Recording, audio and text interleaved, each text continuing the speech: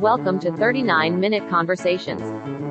Please wait for your host to begin this meeting.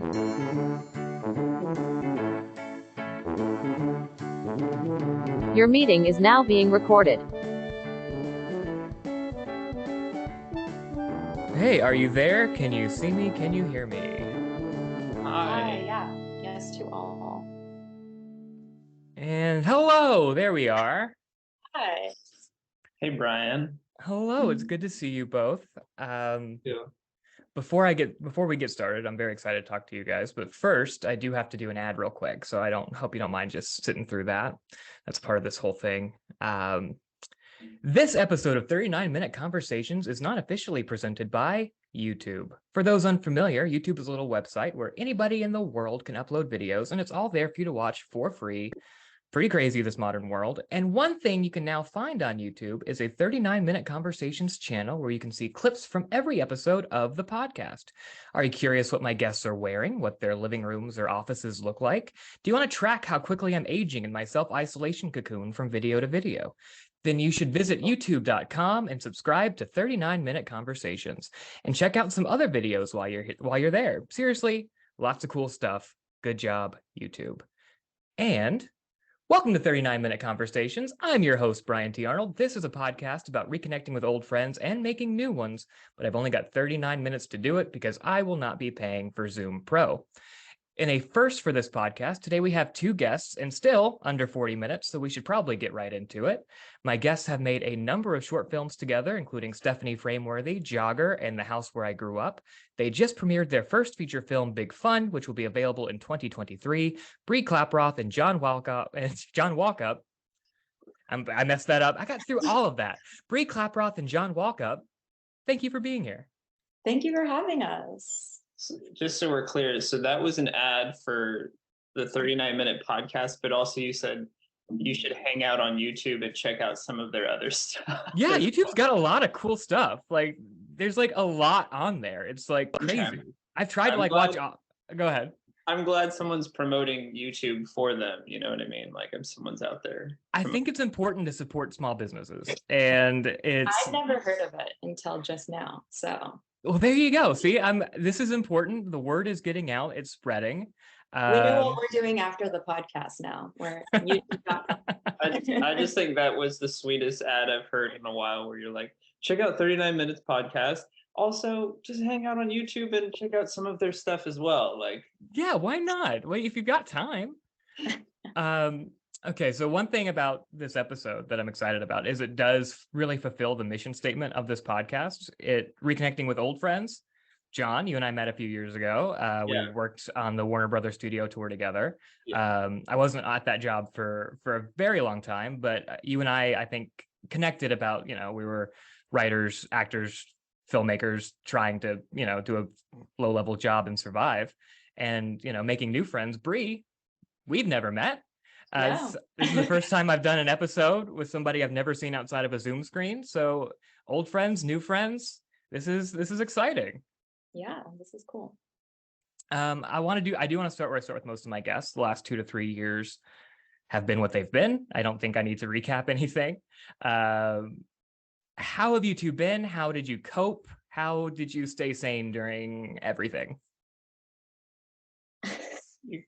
I don't think we stayed sane, but Big Fun, our feature we made, was definitely a product of the pandemic. Like, we wrote it in the pandemic, we shot it in the pandemic. We were like, let's just go for it. What else are we doing? So, like, there were definitely the scary, hard times of like uncertainty, but ultimately, like, it gave us time to make this feature. So yeah, we tried to make the best of it, I guess. Which is great. And you also, were you ever tempted to, because I think during this time, a lot of us were like, well, we need to write about this, or we need to like write something during this. Were you tempted to like try to do like, let's do COVID, but not do COVID? Or was it just like, no, let's just stay completely away from it? Go ahead. I don't think we wanted to talk about it. Yeah. I think we felt that everyone like was going through it so hard. I just felt like everyone needed an escape. Mm-hmm. I don't think we really wanted to address it like head on in that way, even though Sure. we were all dealing with it. Yeah. Yeah, I definitely think we just needed a break, Mm-hmm. escape from it. I think that's smart. I think there are ways to do it, but I think there aren't that many, and I think a lot of people don't want to deal with it all the time. One thing I think is interesting, in addition to being creative partners, writing and producing things together, you're also, I don't think I'm breaking any news here, you're in a relationship. You've been dating for a while, and I do want to know what came first for you two, getting together creatively or romantically?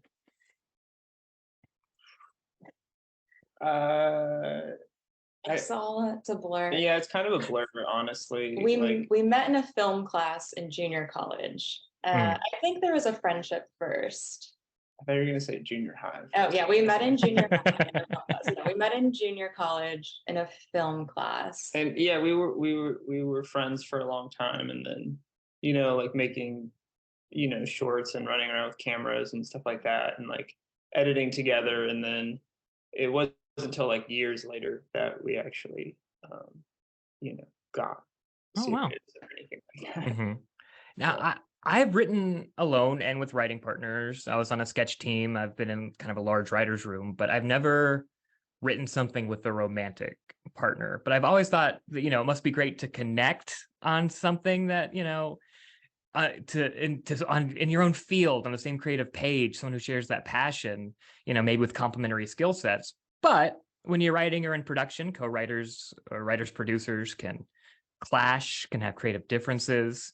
And at the end of the day, you're still, going home together.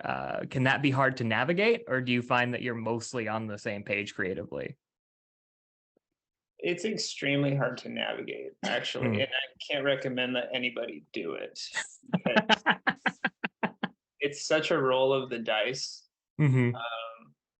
Because like when the writing is good, it feels really good, and then when the writing just isn't there, it feels terrible. So you're just kind of like rolling the dice each time. And she writes her own stuff, like, and I've collaborated with other like friends and stuff like that over the years, but this was the first time we like really sat down and just wrote the whole thing out. And it was like months, like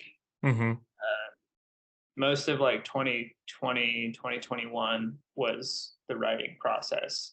But it wasn't just the writing process, but it was like every aspect of this, because we're in the low budget level, so a lot of it's just falling on us. The fund rate, like running the Kickstarter campaign together and making sure that like was successful.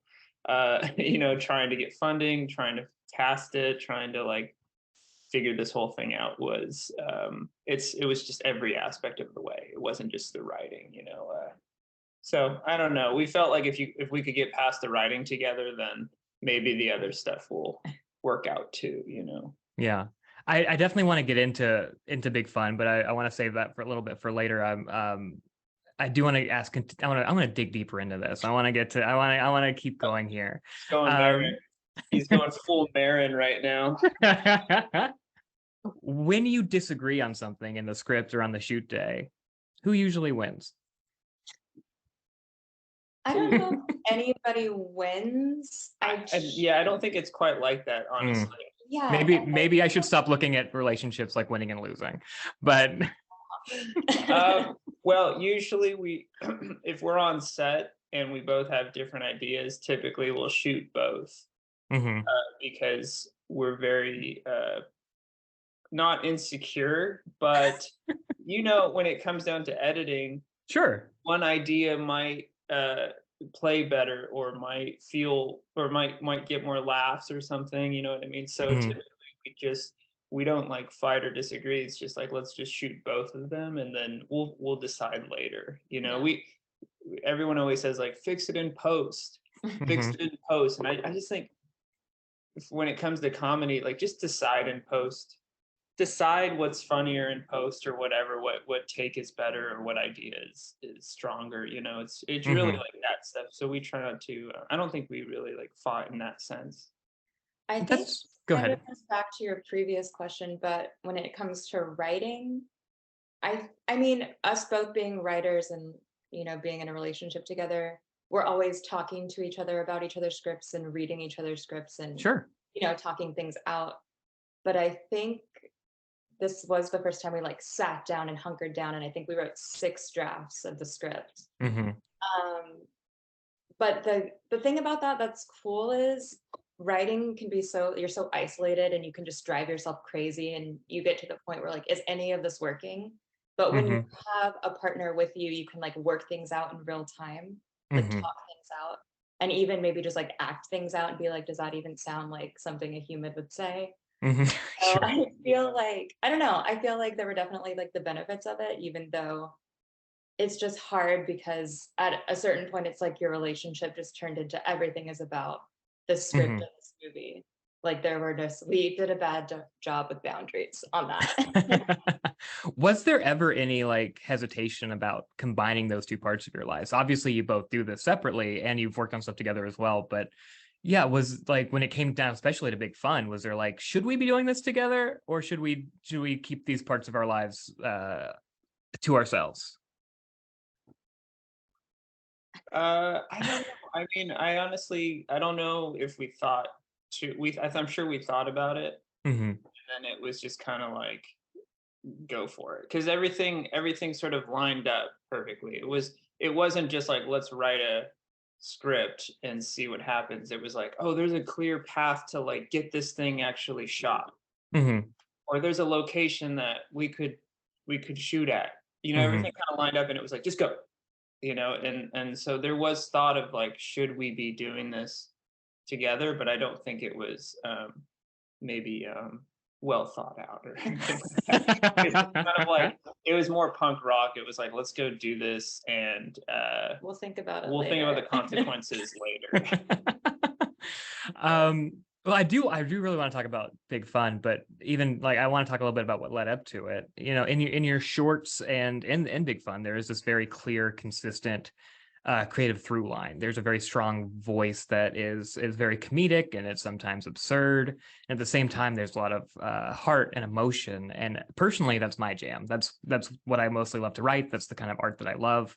Where does that come from for each of you? And are there any like writers or filmmakers that you count as like your biggest influences to the way you do things?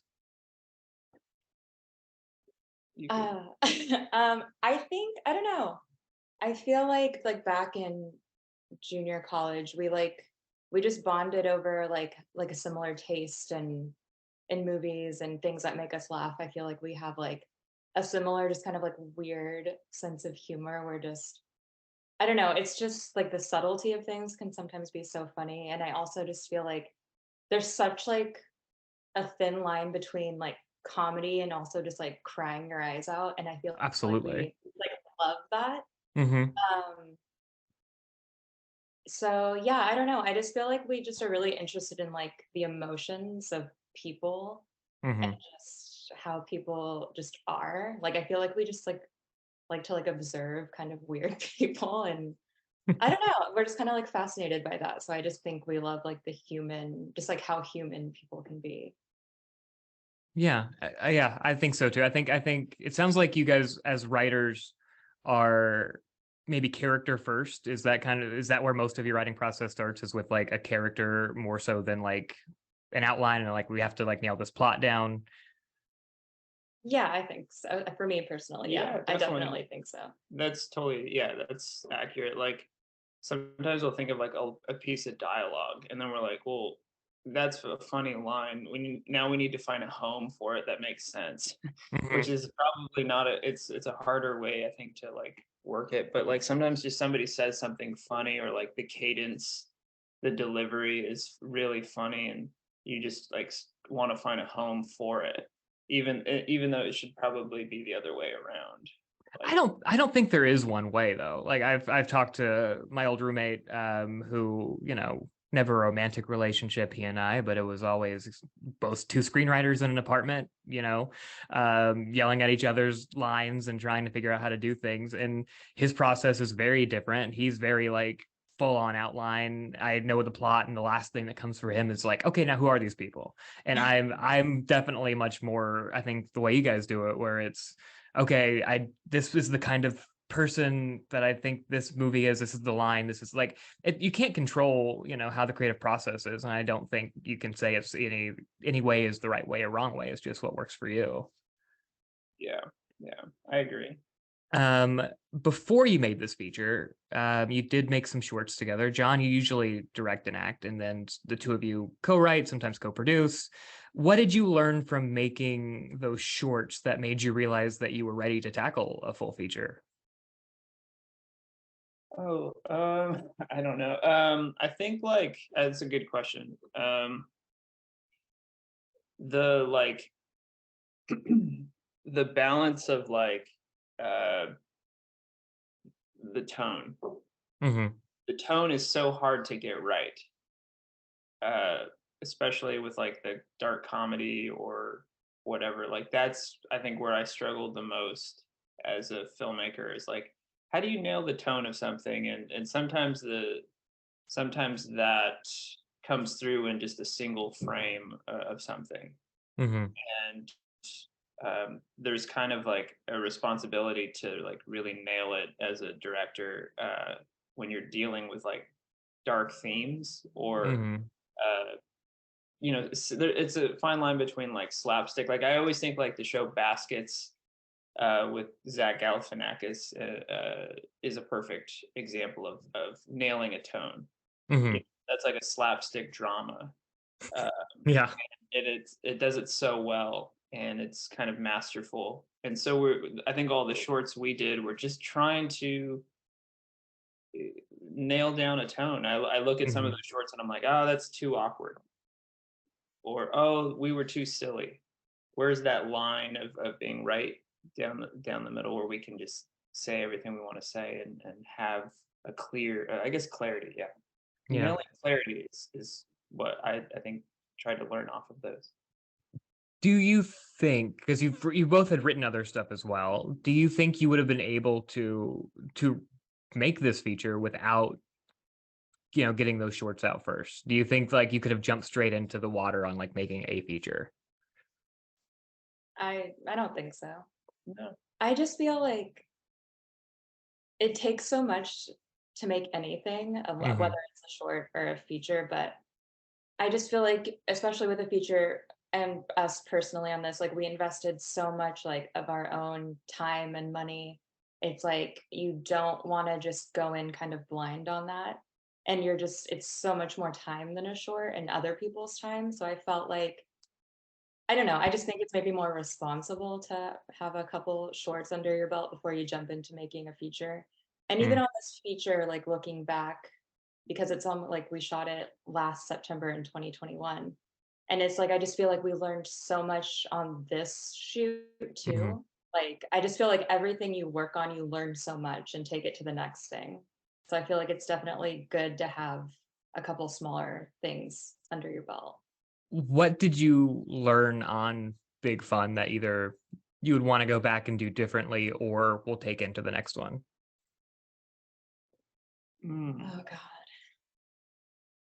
I don't know. I think that's also a good question. Thank you. I'm trying. These are good. You're going full Marin, man. I can already. This is a podcast that's light and silly, but also like we're gonna get into some stuff here. Yeah, we get Ben. What did we learn? I guess what you. Oh, go ahead. No, I was just gonna say, I mean, it's kind of hard to say because we shot this in like the early stages of the pandemic. Like when we were first meeting with our actors, like nobody had the vaccine yet.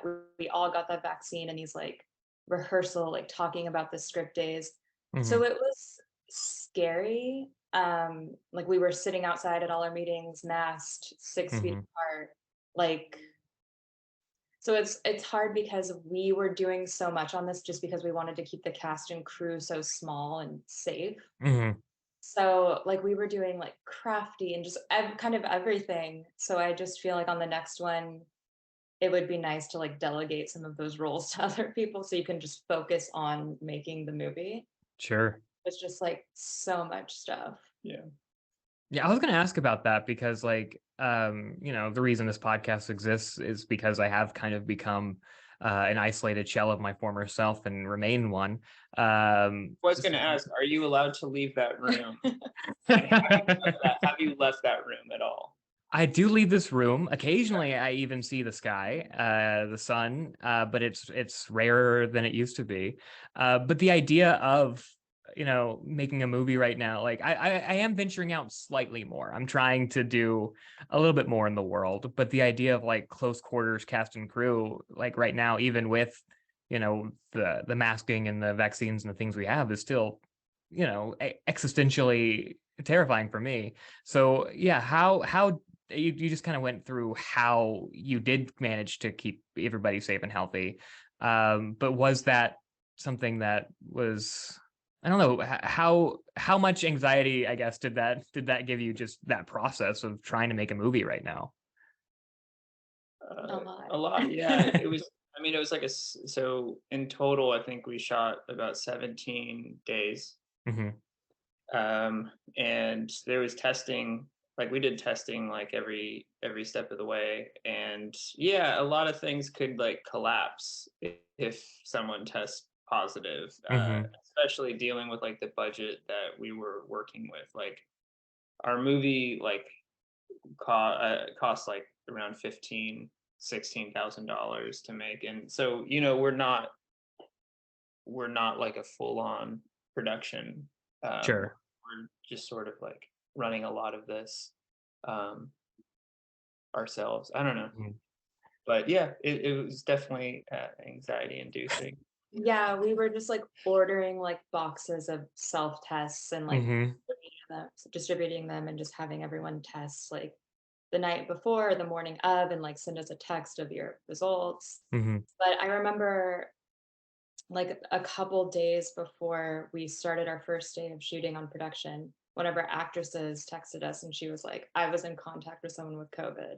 And that was super fun. Like luckily everything was fine. But it's just like these things that like back in the day when this wasn't an issue, like it was just not something you had to deal with. And so it was definitely like a memorable first feature experience doing it at this time. If anyone was to get COVID, we would write them out. They would like, oh, smart. You died in the next scene, so it's all good. That was crazy. The scenes where somebody walked into the room, was like, well, she's dead in there. And then but it was cool. You integrated it. It was really smart. Let's get into Big Fun, which again, you co-wrote, co-produced, Jon directed and acts in. Do you want to give kind of a quick, I don't want to do too many spoilers, obviously. It hasn't come out for most people. So I did watch it. Yeah. Oh, okay, cool. Oh, cool.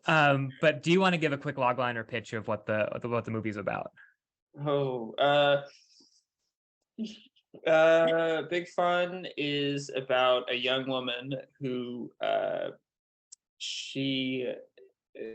and her boyfriend sneak into a nice Los Angeles home to use the swimming pool on a hot day, and are caught by the homeowner.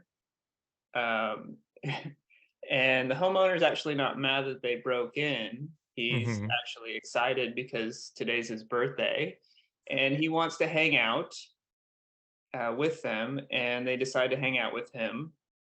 And as the evening goes along, they start to realize like he may not actually be the real homeowner. Yeah, so, you guys were kind enough to let me watch it, and I really enjoyed it. It's very funny and weird. It's creepy and suspenseful. The tone, like as we talked about, is very unique, and I'm sure that was tough to nail the right way. But yeah, the movie is, dare I say, it's big fun. So yeah, it takes place, like you mentioned, primarily one location. When you were writing, were you writing for a location, or did you like, you already knew exactly where you're going to shoot? And that's a very nice house. Where is that? That's my house, actually. I'm just kidding. Their home. No, that's our friend's house over in Burbank. And yeah, it's a super cool house, and they were nice enough to like be open to us like shooting a whole movie there. Um, you don't get too many friends like that, actually. Yeah. Yeah. But yeah, it's a cool funky house that like was designed by a Disney animator, Oh, wow. Claude Klutz, I think his name was, and he Yeah. was really close with Disney, and he like built this house, and it's really pretty, really nice to look at. Yeah, it was very cool location. Is the location sort of like, is that where the spark of the idea for the movie came from? Like, did was the house the first thing, or what was the initial spark of this movie? There was a couple different things, honestly. It wasn't just like the house. The house I think came like a little bit later. Mm-hmm. But it was like I had a friend, Thomas Morrison. He's got a very like distinct personality, and I always thought, oh, it'd be funny if he like led a movie, Mm-hmm. in some way. It would be an insane movie, but I just don't know what it is. Did had he acted before? I checked his IMDb and I didn't see anything. This was his first. He's done like other smaller parts, nothing leading a whole like piece, so Mhm. we were like, let's just champion him and write this for him, and Yeah. and so it kind of began with that. So so that's John. For the rest of the cast, was it all like people you had known, or was there an audition process, or what was the casting of this movie like? So there's only like a few cast members. Mhm. So obviously we knew John and Yep. Thomas. For the lead of Mel, we weren't really sure who we wanted. So we were just kind of like thinking about like actresses we know and we've worked with before. And there was this girl, Rachel Rambaldi, that we went to film school with, who we didn't know super well, but we like found her reel on YouTube. Mm-hmm. Hey, You can find a lot so of much good stuff on there. Yeah. So we found her reel and we watched it, and she just had like a lot of range, like from really like emotional and dramatic to just like funny. Mm-hmm. So we're like, she could be good. So we like hit her up, and she had a Zoom meeting with us, and we just kind of like pitched her the script, and we're like, would you be interested in making a feature? And she hadn't really like been pursuing acting at all. So if you ask her about this now, she was like, it was so random when you guys hit me up. I was just like, what? So honestly, she just kind of like took this plunge with us, which was really cool. But yeah, it was just kind of meant to be, I feel like. Well, that's really cool. And you said the budget was about 15 and 17 shoot days. That's not a ton of time and not a ton of money. I'm asking a lot of these questions very selfishly because I do, like most writers, I do have aspirations to direct one day, and I fancy myself as somewhat of an actor. I also have an acting reel on YouTube, whatever. What with that kind of budget, where were you focusing on? Because the movie, it doesn't look like it costs that cheap. It looks good. It sounds very good. Like you couldn't, like for a micro budget movie especially, but it just looks professionally done. So where, in terms of budget, what did you focus on in terms of gear, in terms of crew, in terms of post, in terms of music, etc.? Well, everyone that we worked with on this, we'd been working with for years. So it was a lot of people from like shorts, I mean, like, I'm trying to think, what do we focus on? Well, we knew that we would save some money with the location. We knew if it was minimal locations, we'd be okay, and that we could just focus.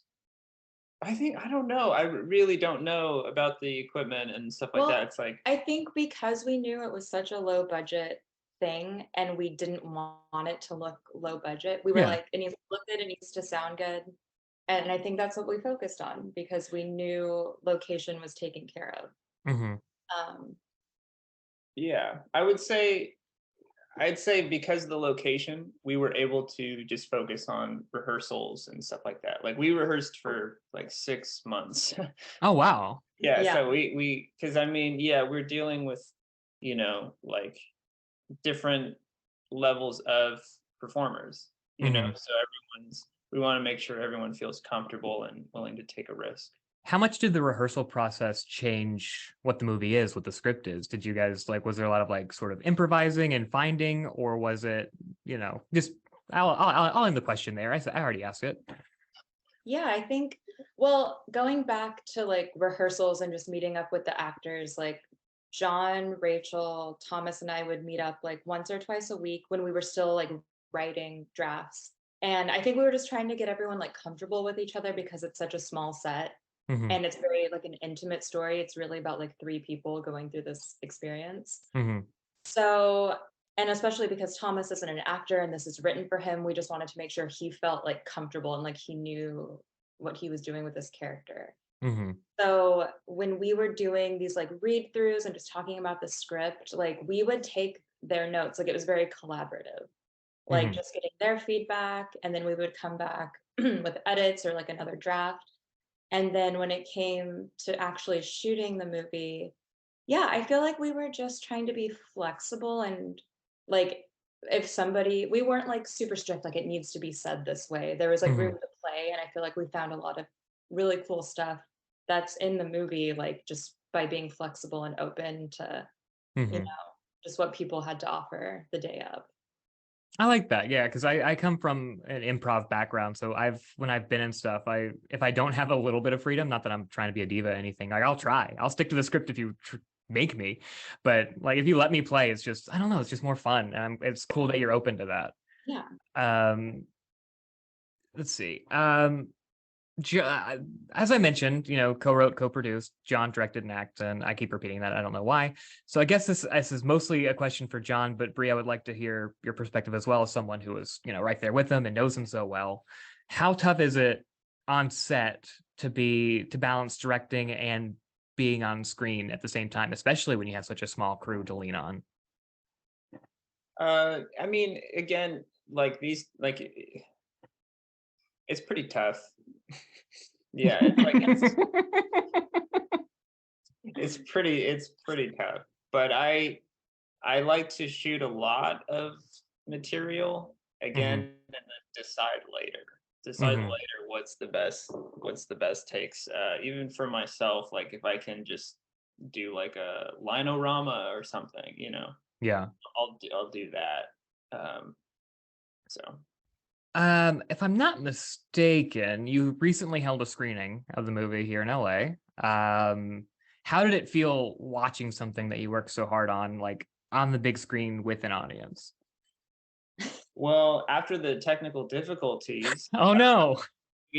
Our projector was like just malfunctioning and everything. Yeah. So everybody was like really patient and kind and was super cool about it. It was mostly like a friend's family type of screening. So they didn't kill us, which is nice. It was good. It was really fun, and I think everyone enjoyed it, and they got a big laugh out of it. And yeah, I think it played really well. Yeah, it was fun just to hear the laughs, and it was a sold out show. We rented out like a Lemley theater, so it was like Oh, a nice. big, it felt like, I don't know, it was really cool. It just felt like good to hear the laughs and be like, oh wow, like maybe this is good.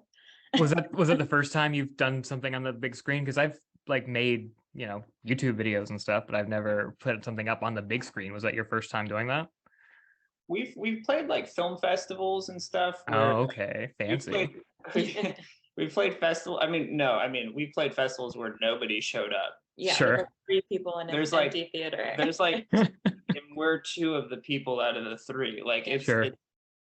And then the other person's like walking out of your movie. Like we've played no crowds, moderate sized crowds, and then this was cool. It was just, again, it was like a friend's family screening, so I'll be interested in seeing like how this goes like outside like on the festival circuit and yeah, is that the next step for Big Fun before is the film festival circuit, trying to get that out there?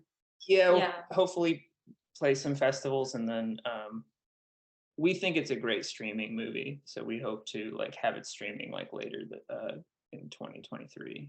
It's very exciting. So yeah, I wish I could tell, people where to watch it, but hopefully this just builds anticipation for it. But yeah, one of the worst parts of this business, I think, is how much waiting is really involved. On my side, primarily writing it, I feel like, I'm always waiting for news from producers or from, my team of just how anything is happening. And now you're going to be waiting for film festivals and that kind of thing.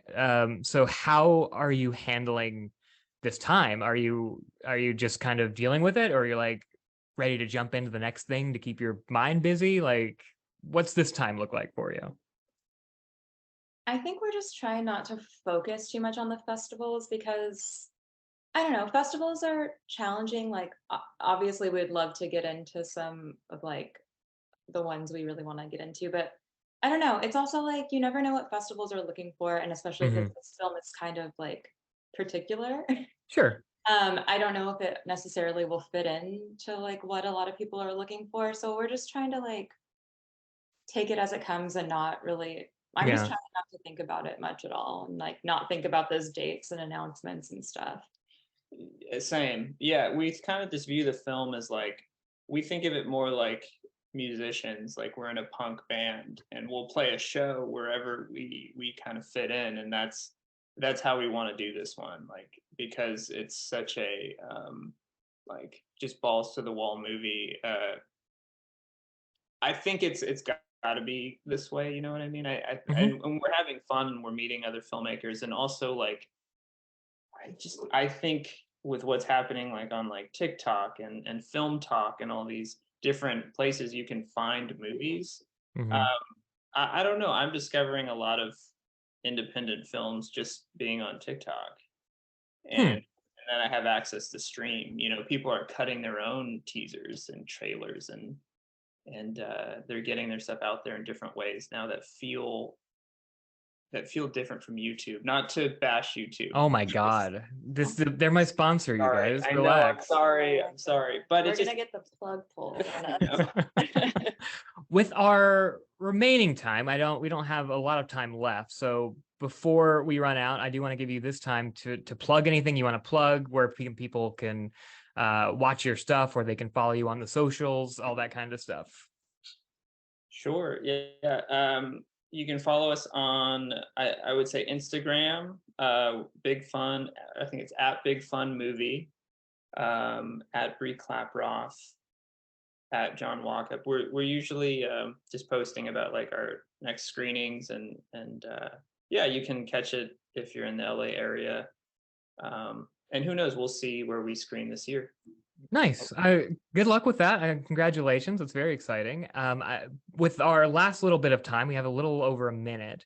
I want to get through I want to get to know you on an even deeper level, But first, I do have one more ad that I want to get through. This episode of 39-Minute Conversations is sponsored by Tim Arnold, Myrtle Beach Realtor. Look, guys, this is Tim Arnold's third ad, and for some reason, none of my listeners have contacted him about buying their South Carolina dream home. Do you want my dad to not be mad at me? Do you want him to think I'm running a successful podcast here? Do you want my family to have a Christmas this year? If so, please email Tim Arnold at timbeachrealtor@gmail.com. That's timbeachrealtor@gmail.com. Do it for me. Bri, Jon, you've been together a while. What's the most important thing in making a relationship last? Oh, no. There's like less than a minute left. Yep.